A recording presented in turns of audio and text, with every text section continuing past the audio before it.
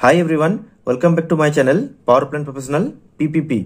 आज हम लोग देखेंगे BOE theory paper important MCQ जो सीरीज है उसमें सेट 3।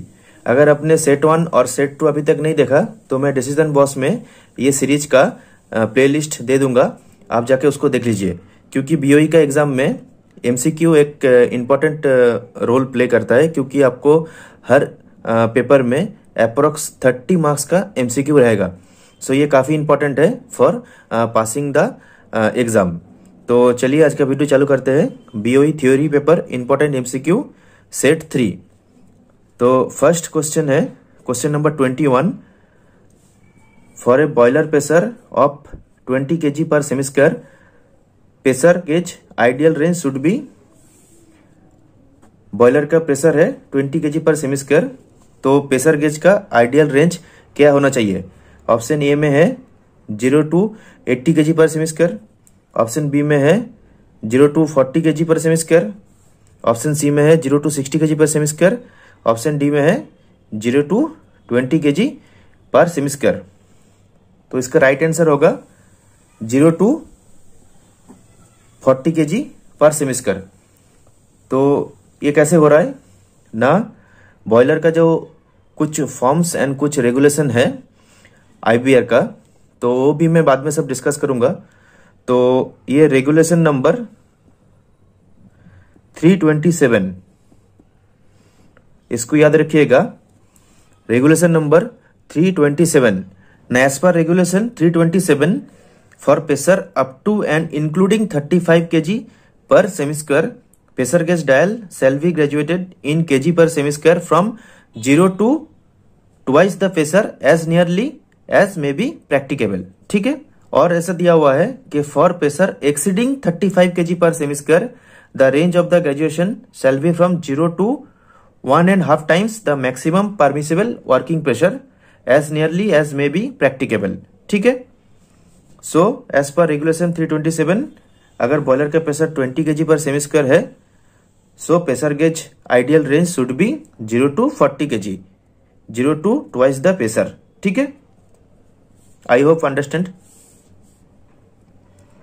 तभी क्वेश्चन नंबर 22 में है following is a centrifugal separation device used in steam डम।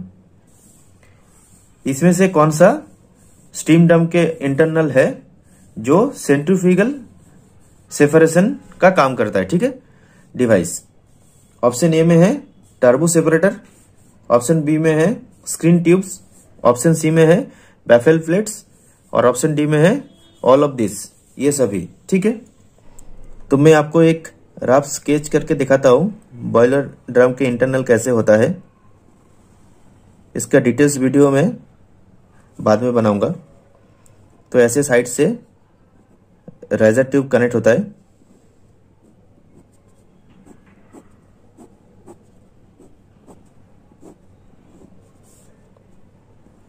ऐसे यहां पर बैफल प्लेट्स लगा रहता है। ये आपका फीड वाटर डिस्ट्रीब्यूशन पाइप है, और ऐसे टर्बो सेपरेटर लगा रहता है ऐसे सीरीज में along the length of the drum. तो आपका जो वाटर है वो ऐसे रेजर ट्यूब से अंदर आता है, फिर ये बैफल प्लेट ऐसा होके ऐसा आता है इधर से। ठीक है, उसके बाद ये टर्बो सेपरेटर के अंदर ऐसे जाता है और यहाँ पर ऐसे स्पिनिंग एक्शन क्रिएट करेगा। ठीक है, तो क्या होगा ना, सेंट्रीफ्यूगल फोर्स डेवलप होगा। देन आपका जो वाटर पार्टिकल है ये वॉल पे स्ट्राइक करके नीचे आ जाएगा, एंड स्टीम बाद में सेपरेशन होके स्कबर होके ऊपर में निकल जाएगा। ठीक है, तो ये जो यहाँ पर जो स्पिनिंग एक्शन हो रहा है, तो यहाँ पर सेंट्रीफ्यूगल फोर्स क्रिएट हो जाता है। ठीक है, तो आपका ये turbo separator centrifugal separation device माने as a boiler drum internal काम करता है। ठीक है, तो right option is turbo separator. ये बॉयलर ड्रम का मैं इंटरनल बाद में डिस्कशन करूंगा। ठीक है, क्वेश्चन नंबर 23 में है As per the Boiler Act 1923 as amended in 2007, steam pipe means any pipe through which steam passes with a, option A में है steam pressure exceed 1 kg per semi square gauge, option B में है internal dia of a steam pipe exceed 254 mm, option C में है internal dia of a steam pipe exceed 254 mm and steam pressure exceed 1 kg per semi square gauge, option D में है internal dia of a steam pipe exceed 100 mm and steam pressure exceed 0.1 kg per semi square gauge. IBR का 1923 जो बाद में amendment हुआ था 2007 पे, उसमें कुछ डेफिनेशन है, जैसे स्टीम पाइप का है, बॉयलर का है। तो ये आपका थ्योरी पेपर में भी ऐसा क्वेश्चन आएगा, तो इसको अच्छे से याद रखिए। स्टीम पाइप का जो डेफिनेशन है उसमें क्लियरली ऐसे मेंशन है कि internal dia of a steam pipe exceed 254 mm and steam pressure exceed 1 kg per semi square gauge. ठीक है, तो यही राइट ऑप्शन है, स्टीम पाइप, इसी को हम लोग बोलेंगे। ओके, अभी देख लेते हैं क्वेश्चन नंबर 24। ना as per the boiler act 1923 as amended in 2007, at present penalty for illegal use of a boiler, option A में है may extend to 1 lakh rupees, option B में 500 रुपीज, ऑप्शन सी में 5,000 rupees, option D में 50,000 rupees. तो इसका right answer है may extend to 1 lakh rupees. ठीक है, अभी क्वेश्चन नंबर 25 देख लेते हैं। ना provisional order of the boiler is to be issued after, ना बॉयलर का जो मेन सर्टिफिकेट होता है, सर्टिफिकेट फॉर बॉयलर यूज, उससे पहले एक provisional order of the boiler is to be issued. ठीक है, तो वो provisional order of the boiler वो देने के लिए कौन सा चीज देख के जो आईबीआर इंस्पेक्टर है तो वो प्रोवाइड करता है, तो वो आपको बताना है। ठीक है, तो ऑप्शन ए में है satisfactory completion of steam test, option B में है satisfactory completion of hydraulic test in every case of registration, option C में है in every case after repairing of boiler, option D में है in every case of boiler transfer from other state. ठीक है, तो इसका राइट आंसर है option B, satisfactory completion of hydraulic test in every case of registration. ठीक है ना, इसका एक रेगुलेशन है, रेगुलेशन नंबर 381, इसमें procedure for registration, procedure for registration, इसमें ऐसा कहा गया कि प्रोविजनल ऑर्डर हम तभी दे सकते हैं अगर आईबीआर इंस्पेक्टर को satisfactory completion of hydraulic test, ठीक है, हाइड्रोलिक टेस्ट अगर सेटिस्फैक्टरी कंप्लीट हुआ तो हम लोग प्रोविजन ऑर्डर इशू करेंगे। ठीक है, तो प्रोविजनल ऑर्डर जो इशू होता है वो आपका फॉर्म 5 होता है। ठीक है, प्रोविजनल ऑर्डर का, तो ये उसके बाद हाइड्रोलिक टेस्ट अगर सक्सेसफुली रहता है उसके बाद फॉर्म 5 मतलब प्रोविजनल ऑर्डर इशू होता है। ठीक है, तो चलिए अभी नेक्स्ट क्वेश्चन देख लेते हैं। Question number 26, latent heat of steam with increase of pressure, option में है option A remain same, option B behaves unpredictably, option C decrease, option D increase. Latent heat of steam का क्या होगा अगर pressure increase होगा तो?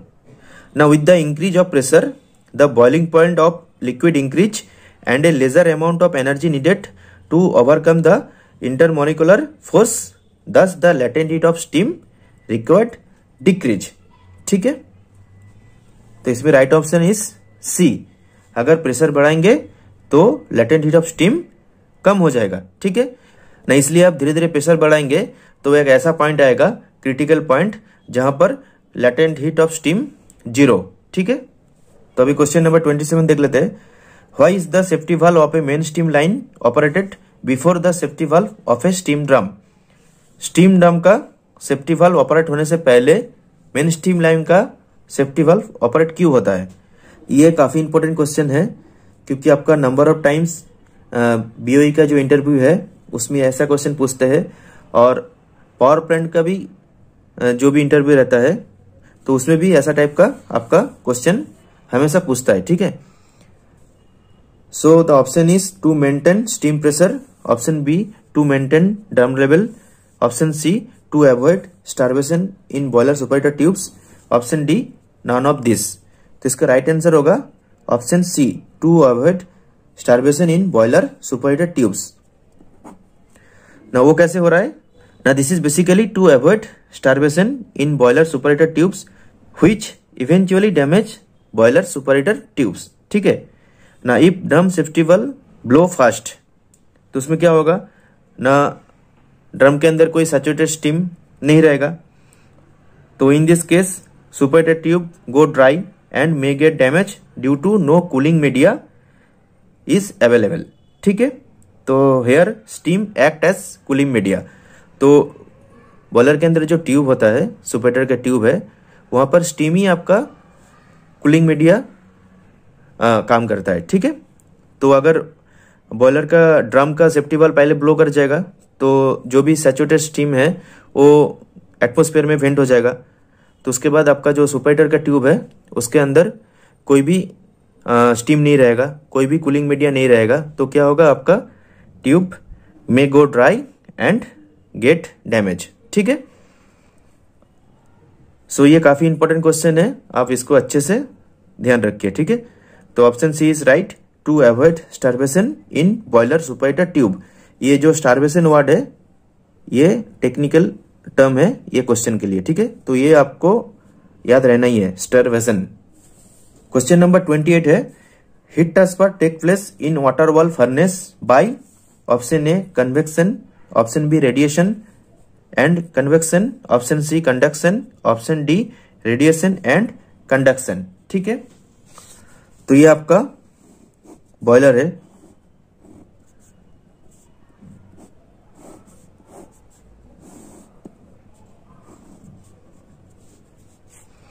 तो यहां पर आपका फर्नेस है, ओके। तो यहां पर क्या होगा, आपका रेडिएशन होगा। वाटर वॉल आपका ये वाला पोर्शन वाटर वॉल है, ठीक है। तो यहां पर क्या होगा, ये वाटर वॉल जो है इसमें रेडिएशन से भी आएगा, और ये वाटर इसमें मेटल है तो मेटल भी आपका हीट इसमें कंडक्शन मेथड से होगा, ठीक है। सो वाटर वॉल में आपका जो हीट ट्रांसफर होता है वो रेडिएशन प्लस कंडक्शन, ये दोनों टाइप का होगा, ठीक है। तो right option is option D, radiation and conduction, ठीक है। अभी उसके बाद ये वाटर वॉल का जो ट्यूब है उसके अंदर जो वाटर रहेगा वो उसमें क्या होगा ना, कन्वेक्शन मेथड होगा, ओके। तो चलिए भी देख लेते हैं question number 29। The difference in temperature between steam and condensate is the principle of operation in a, option A में है thermodynamic trap, option B thermostatic trap, option C orifice type trap, option D temperature trap. तो the right option is option B, thermostatic trap, ठीक है। इसमें क्या होता है ना, it is operated by changes in fluid temperature, difference in temperature, ठीक है। और थर्मोडायनेमिक ट्रैप में क्या होता है ना, it is operated by changes of fluid dynamics, ठीक है। So the right option is option B, thermostatic trap. अभी सेट 3 में last question, question number 30। As per IBR 1950 material test certificate for superheater coil will option A from 3A, option B from 3B, option C from 3C, option D from 5, ठीक है। सो ये जो from 3A है ये है certificate for manufacturer and test for steam 5।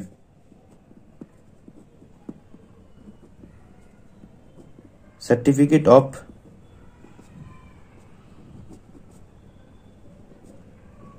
Manufacturer test for steam pipe, तो याद रखिएगा form 3A for steam pipe और फॉर्म 3B फॉर ट्यूब्स, ठीक है। तो super coil, okay.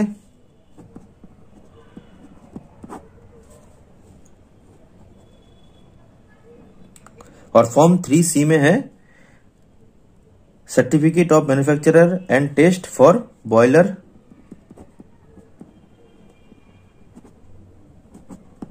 Mountings and fittings, okay. और फॉर्म 5 क्या है आपका, प्रोविजनल ऑर्डर। सो इसमें राइट ऑप्शन है form 3B, certificate of manufacturer and test for tubes, ठीक है। सो आज के वीडियो में इतना ही। आई होप ये काफी इंफॉर्मेटिव वीडियो था और मैं आपको ऐसे टाइप का MCQ का सेट्स प्रोवाइड करूंगा 10-10 करके, जो आपको काफी हेल्प करेगा BOE एग्जाम का MCQ प्रिपरेशन के पॉइंट ऑफ व्यू से। और मैं ऐसे एलेबरेट करके आपको एक्सप्लेन करके बता रहा हूँ, जो आपको थ्योरी पेपर का भी आपका जो डेप्थ है वो भी क्लियर हो जाएगा। सो आज के वीडियो में इतना ही। और प्लीज अगर अभी तक आपने मेरे चैनल को सब्सक्राइब नहीं किया तो प्लीज सब्सक्राइब कीजिए और मेरे वीडियो पे लाइक और कमेंट कीजिए। प्रीवियसली कुछ मेरे वीडियोस में ऐसे कमेंट आ रहा था कि सर ड्राइंग का वीडियो बनाइए और सर टॉपिक वाइज बनाइए। तो मैं BOE एग्जाम का जो फुल सिलेबस है तो वो मैं कवर करूंगा, इंजीनियरिंग ड्राइंग का, न्यूमेरिकल पेपर का एंड ऑल्सो इंटरव्यू रिलेटेड भी वीडियो बनाऊंगा। सो प्लीज मेरे वीडियो को देखते रहिए। मैं BOE एग्जाम का फुल सिलेबस कंप्लीट करूंगा और इवन मैं जो पेपर सॉल्यूशन है प्रीवियस ईयर का वो भी मैं प्रिपेयर कर रहा हूँ, वो भी मैं आपको प्रोवाइड करूंगा। So thanks for watching my video. मिलते हैं नेक्स्ट वीडियो में। Thank you.